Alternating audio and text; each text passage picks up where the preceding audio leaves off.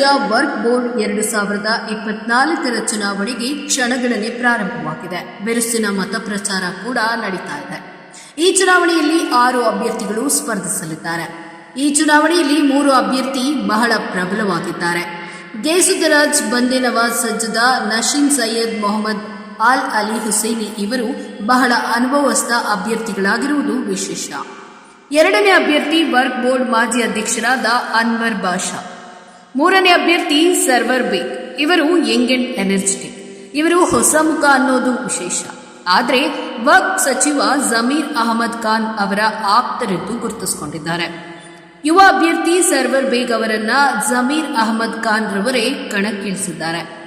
ಈ ಯುವಕ ಪ್ರಾಮಾಣಿಕವಾಗಿ ಕೆಲಸ ಮಾಡ್ತಾರೆ ಎಂಬ ನಂಬಿಕೆ ಇಟ್ಟಿರುವುದಾಗಿ ಜಮೀರ್ ಅಹಮದ್ ಖಾನ್ ರವರೇ ಭರವಸೆಯನ್ನ ಇಟ್ಕೊಂಡಿದ್ದಾರೆ.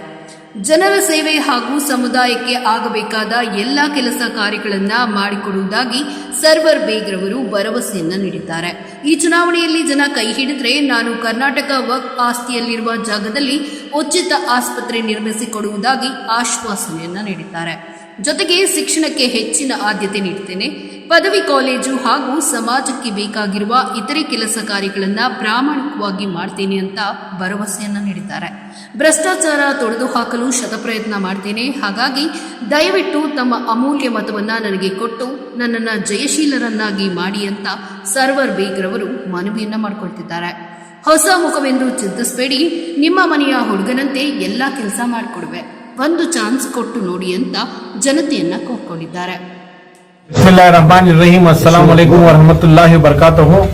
मैं सरवर बेग, मेरा सीरियल नंबर 5 है। मैं मुतवल्लियों से गुजारिश करता हूं, बड़ी जिम्मेदारी के साथ आप 19 तारीख को 9 से 4 बजे तक पोलिंग स्टेशन में जाके अपना वोट मुझे दें और इंशाअल्लाह कामयाब बनाएं। और जिम्मेदारी बहुत है, जिम्मेदारी को समझते हुए आप अपना वोट दें और कामयाब बनाएं। आपकी इज्जत और भरोसा इंशाअल्लाह मैं नहीं तोड़ूंगा।